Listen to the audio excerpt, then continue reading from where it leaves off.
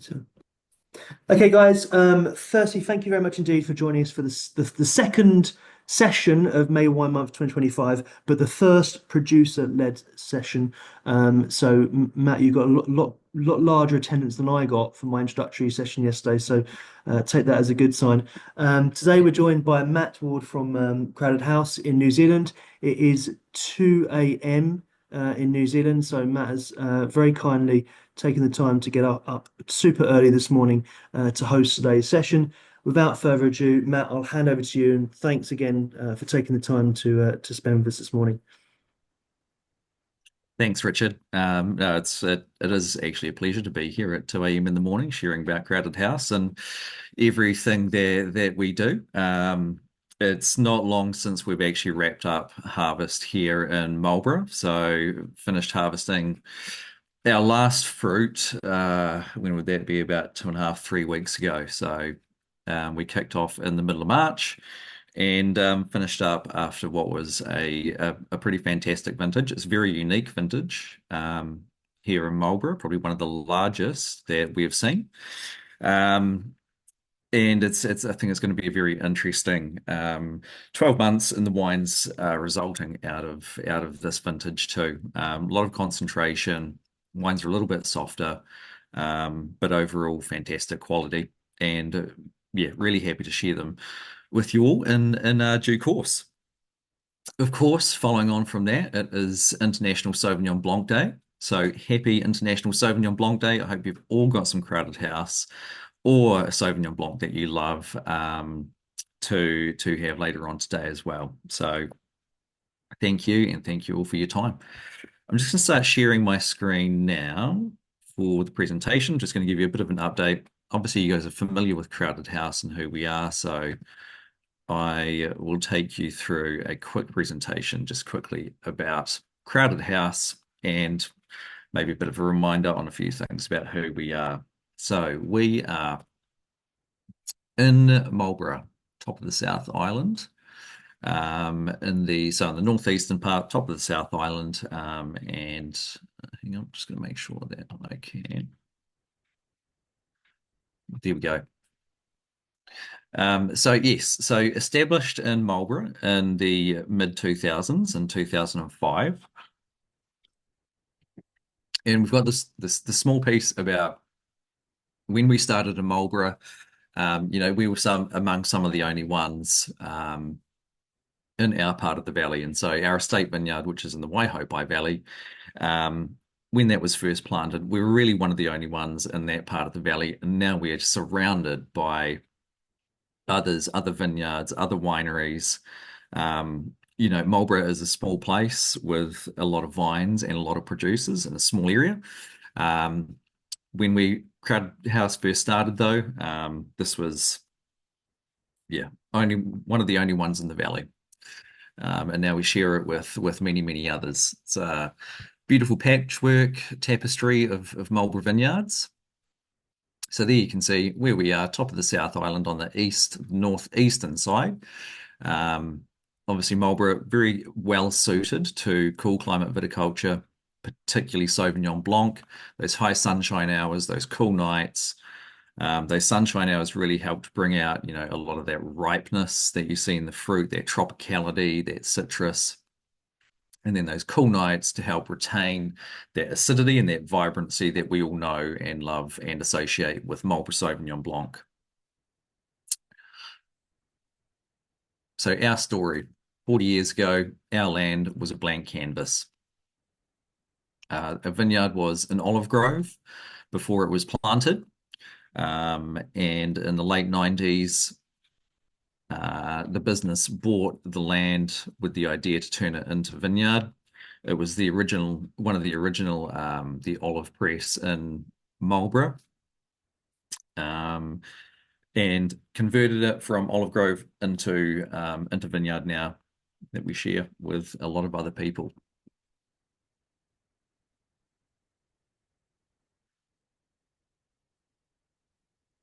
Small team in Marlborough. It's myself, our vineyard manager, and Toby, the vineyard dog. always a very important piece of any vineyard and winery is the vineyard dog. But between myself and Fraser, we manage the vineyards, myself and the winemaking, and it's just great having a small team who have been on the ground for such a long time. Fraser's been with us for 15 years, and I've been with the company since the beginning of 2020 as well, coming on board. So a little bit about the 2024 Sauvignon Blanc. Obviously, we're not tasting that today. You know the wine as well, so we can move past that. See a few fantastic accolades as well that we can look to and talk about. But really, what I want to the main focus for today being sustainability and what we are doing, particularly for Crowded House, in that realm of sustainability and looking forward to the future and how we can leave the land in a better place than we have it today, and that we're always striving for that longevity. Because I know that a lot of producers growing up here in Marlborough and seeing the industry change and and the size of some of the companies now, it's more, how can I put it? It's very much cyclical. It's a 12-month sort of cycle that a lot of the large companies look at. So a sort of 12-month cycle. That's how far people look forward. Whereas with us, we're now trying to look for 10, 20, 30 years or more into the future, and obviously how our vineyards are going to be performing. Sauvignon Blanc in particular is very susceptible to the likes of trunk disease and virus as well. And it's something that we're starting to see a lot more of here in Marlborough. There's a lot of holes in vineyards that you can see if you look from above, if you take that bird's eye view. Vine death is something that is becoming more and more common. And this is really associated to a few factors, but one critical factor that has been affecting, or I guess not helping to promote um, trunk disease, but it's our pruning techniques. And so what we have been doing for Crowded House and Catalina Sounds, which is also one of our core brands, is looking at the way we prune our vines and how we can prune also for longevity as well. So I'm actually going to start sharing I want to share a video with you, which is actually going to show what we're doing to change our pruning techniques for the future, so that the life of our vineyards can go beyond 20 and 30 years, because that's what we're sort of looking at the moment. Well, that's what, if you're talking to a lot of the experts in the viticulture sector, are saying that if we don't make some of these changes, the life of our vineyards could very well be around that sort of 20 to 30 years. And obviously, when you look around some of the greatest wine growing areas in the world, and they're vines of 80, 90 years old, we want our vines to get to that stage, because I think that really some of the best wines are made from those older vines too. So I'm going to share a quick video of the work that we have been doing with the local Brigado Research Institute. And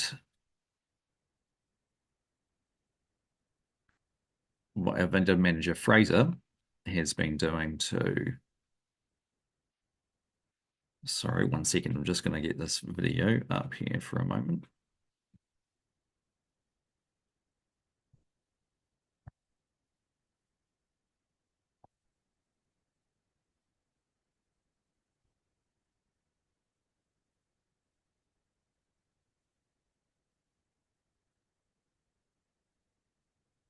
Sorry, bear with me.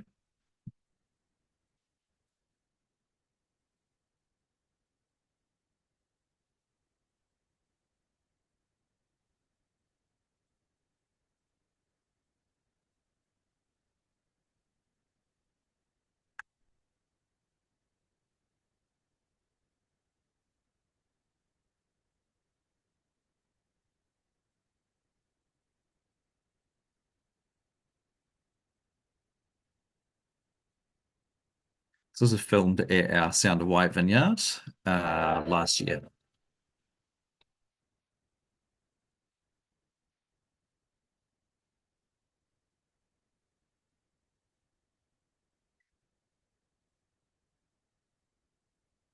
Here we are at the first stage of pruning.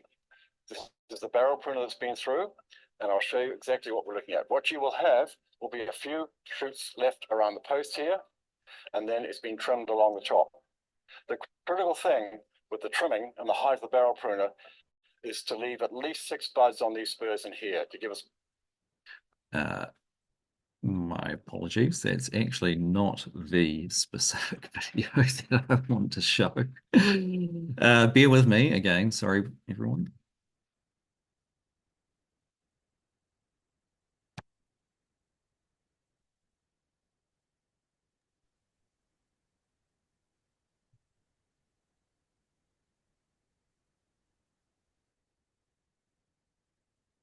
This project's all about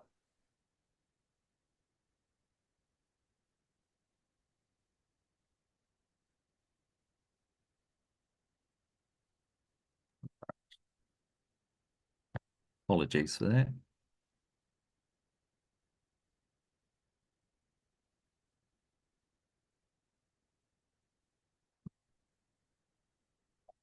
alternative pruning systems to Sauvignon Blanc.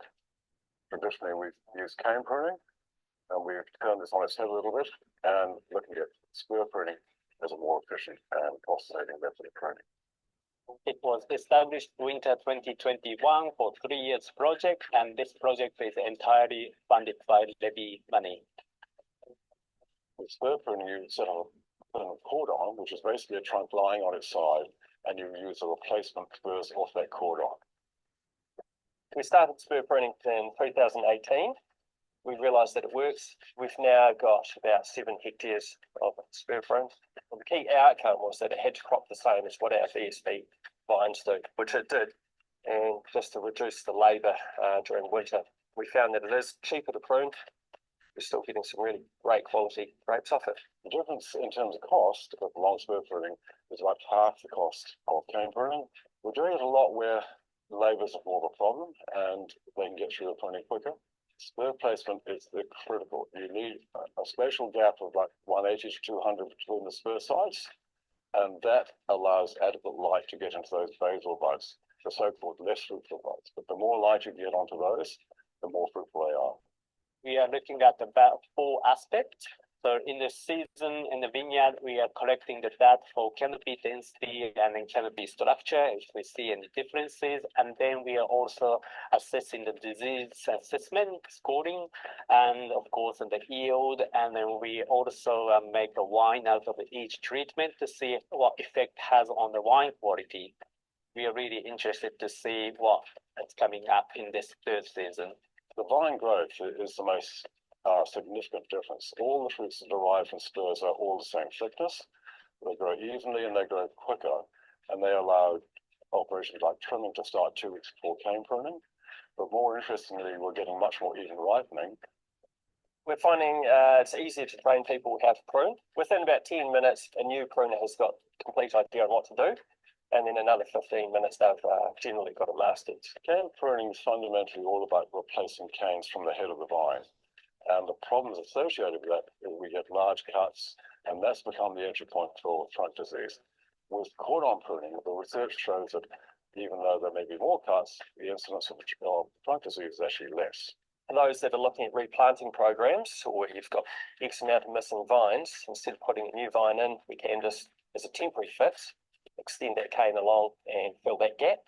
So if you were to start again and you were to put a proportion of the vineyard on long spur pruning, I'm recommending you set it up differently.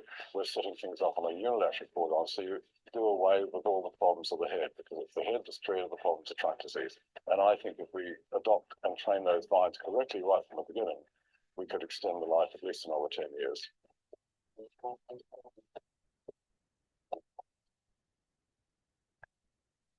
So thanks for watching that.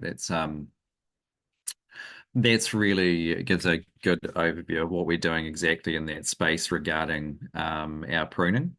And it's a slow conversion. So Fraser, our vineyard manager, has been working specifically with Brigado Research Institute for the last 5 years or so. And as he mentioned, we have been implementing that since 2018, and that really reducing the incidence of trunk disease is going to become more and more important in Marlborough as we go. And we're seeing a lot of vineyards being pulled out at the moment that were planted, fantastic vineyards that were planted in the 90s, but because of the way that the vines have been pruned and treated, lack of wound paste and the likes, there has been a high incidence of trunk disease. So from a sustainability perspective, it's really important for us to ensure that our vineyards have got longevity.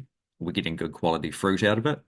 And obviously that fruit that we're growing, those vines are even. So all of that was filmed at a vineyard last year, and we're seeing very good results with it. So as Yoichi mentioned, we've been taking samples and doing microvins as well. So we're looking at the fruit and the juice and wine composition between our VSP, which is just the standard cane prune. You wrap a new cane down every year, and then the fruit and the wine resulting from those spur prune vines as well.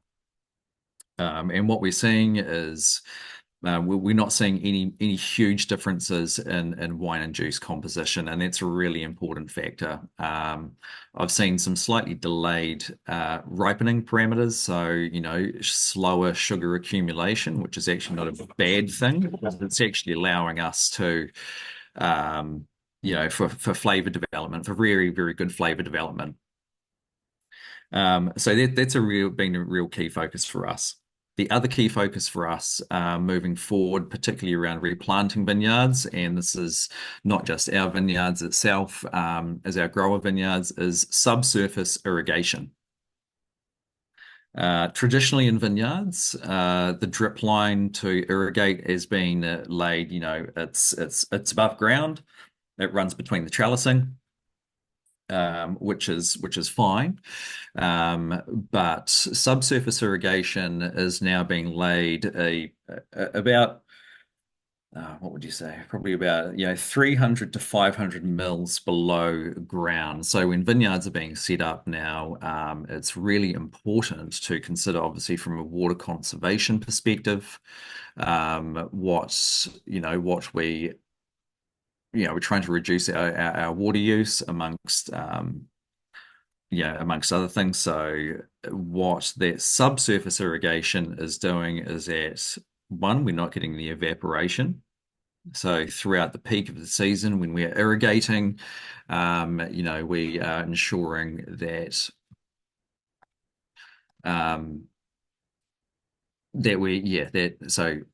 sorry. It is 2 a.m. at the moment. So the subsurface irrigation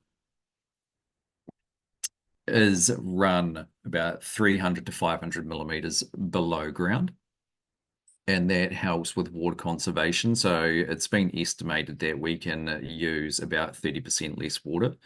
So we've got several grower vineyards at the moment who have put in new blocks and replanted. As mentioned about, those 90-year-old, those blocks planted in the 1990s being taken out now and replenished. So that subsurface irrigation, you get less evaporation runoff, which you can save up to about 30% of your water use. If you're fertigating, so if you're adding fertilizer through your irrigation system, it's not something that we currently do too much of. We try and balance our soils sort of more naturally with compost and the likes. But you can actually get better spread of fertilizer to the root zone as well. Another real key impact is also weed control. So when you're using subsurface irrigation, you're obviously not feeding that layer of weeds on top underneath the vines. So we're able to reduce the amount of herbicide that we use every year as well. So we are still using herbicide, but we have aimed to reduce this over the next 10 to 20 years. And subsurface irrigation, not feeding those weeds on top, is going to become a real key component to that. So it also helps with soil aeration. So subsurface irrigation can help maintain better soil aeration and structure, and really does help to promote healthy root development as well. So you get a better and more enhanced root system too. So delivering water at a specific depth really does help to encourage the vines to develop deeper root systems, forcing them to go further into the ground and find their own sort of sources of water as well, rather than just having the roots. Because what we've seen in a lot of vineyards that have just been irrigated, with the drip line out, is that a lot of the roots tend to sit at the top. And for a long time, people have just been running on they say, oh, your vine needs 2 hours of water every day, which will deliver about 7 liters per vine. We're now moving to longer watering regimes, which so sort of mimicking more a rain event. So rather than 2 hours every day, it might be 6 hours every 3 days or 5 hours every 3 days. And especially combined with that subsurface irrigation, helping to force those roots deeper, so you get a better, more improved root system as well. The other thing is providing consistent and efficient water supply as well through subsurface irrigation contributes to a higher and more consistent grape quality and yield as well. Less or reduced disease risk and pressure too. So the drier soil surface and plant canopy can reduce fungal pathogens as well. So reducing our incidence of botrytis and diseases as well. And that plays into the next element of sustainability, which is a harder one for us to manage and mitigate, which is climate change.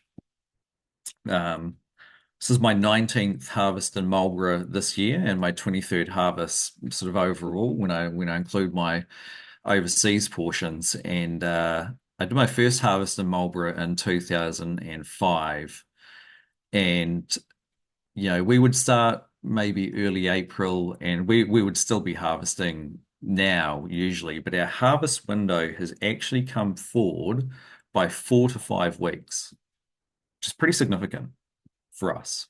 And it's something that a lot of people don't really talk about now. We would harvest sparkling base mid to late March. The earliest that sparkling base has been harvested here in Marlborough in the last 5 years was the 11th of February. And I think that really shows just how much that harvest window has moved forward. So trying to reduce and manage that disease risk when we're seeing more rain and weather events is very important for us. And setting up that canopy with that spur pruning is all playing. So all of these elements together, the spur pruning, the subsurface irrigation, and that harvest window moving forward as well, is really helping us to look to the future and understand what we can do and how our vineyards are hopefully going to look in 20 to 30 years' time.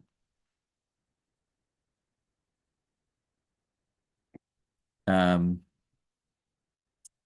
am conscious of time, so I'm probably going to leave it there, leave those points with you there as to what we're doing in the space of sustainability with Crowded House. And we'd just love to throw over to you now. If you have any questions, anything else that you would like to revisit or we'll go through. Thanks, Matt. I suppose that a couple of questions, I'll open the floor to questions anyway. So if anyone's got any questions, either pop them on the chat or unmute yourself. But 2 questions that I think might be relevant for this call is, firstly, on the video, we could see some wind turbines there. How much of your thinking about sustainability in viticulture and vinification, specifically for Crowded House, how much of your energy is reliant on renewable energy and how much is non-renewable? Renewable energy currently,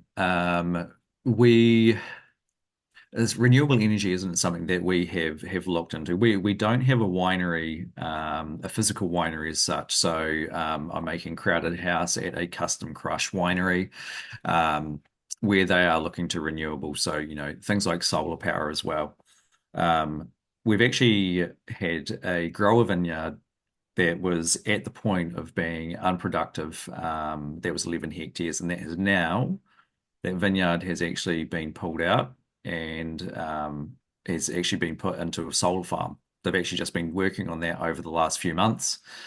And I think in a roundabout way, it's incredible to see vineyards being transformed in solar and that bringing in those renewable sources for energy.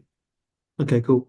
Thank you. And we were talking yesterday on the introductory call about the biggest impact to the environment from the wine industry, essentially Yeah, being glass, right? yeah, Closely followed by transport and distribution. absolutely. Is there anything from a Crowded House perspective that you are doing or planning or thinking about talking about around glass? And also from a distribution perspective, is there anything that you do to your markets like the UK that help in terms of reducing the distribution costs and climate impact, CO2 impact? No, that's a really good question. So we opt for a lighter glass bottle for Crowded House. So it's a 417 gram bottle, which it was at as of about 12 to 18 months ago, the lightest bottle that we could really get on the market. There is now a 390 gram bottle that is available, and that is something that we are going to be looking at specifically. So again, reducing our weight of glass is obviously going to have an impact, and reducing our CO2 emissions and the weight of the overall product that's being moved over to the UK as well. Of that glass that we're using as well, this is through VZ, so this is being produced in New Zealand, so we're not bringing glass in offshore, and a portion of that glass as well is being made from recycled glass too. I don't know what the exact proportion is of that, but it's quite high in terms of the recycled glass that is being used. So Okay, thank you. yeah. And from a cost point of view, does that using a lighter weight glass for your bottles and and an increased percentage of recycled glass, does that show a cost benefit for you, or is that cost neutral, cost increase? Nigel smirking It's because marginally beneficial, marginally beneficial for us. all right. So as Yeah, your I glass mean, goes down, the wine's going to get cheaper to me. Is that what I'm hearing? well, I mean, given the increase in labor costs, probably not at this stage. Yeah. That's what the ideal would be, right? Um, I think there's a lot of work going in behind, producing lighter weight glass bottles to, make sure. I'm not sure exactly about the cost, but I think it is something that we need to be looking at as an industry more. Yep. And look for quality wine producers as well, trying to move away from these really heavyweight glass bottles is something that probably needs to be looked at, and that's something that we are conscious of. Cool. I feel like I've taken up all the questions, but can I open the floor to any other questions on the call? I see Marcus. Hi, yeah. Just out of curiosity, mate, it's Marcus Evan Gorge over in Bristol. Speaking to Kiwi colleagues in the past, they suggested there are quite significant holes, as it were, in the ozone over New Zealand. Is that part of the effect you're saying of sort of harvest times sort of moving earlier and earlier because of more intense sun? I don't know whether it's specifically related to the ozone layer as such. It's a funny one for me because everyone used to talk about it in the 90s, and then all of a sudden, no one talks about the ozone layer anymore. So I think in general we are seeing our summers getting warmer. We're still a maritime climate. We're still moderated by our proximity and how close we are to the ocean. But I think that harvest window coming forward, it's is timing around winter. Our winters are wetter, slightly warmer, so we're getting an earlier bud break in the vineyard as well. So just this last season, we had probably almost the earliest bud break that we've ever had in Marlborough. Wow. So in some cases, some vineyards were 14 days earlier than they have been previously compared to the long-term average. So what we're seeing is we're seeing more, I think as globally, we've seen more intense weather events. In 2017, 2018 in Marlborough, we had the tail end of two cyclones come through right at the very end of harvest.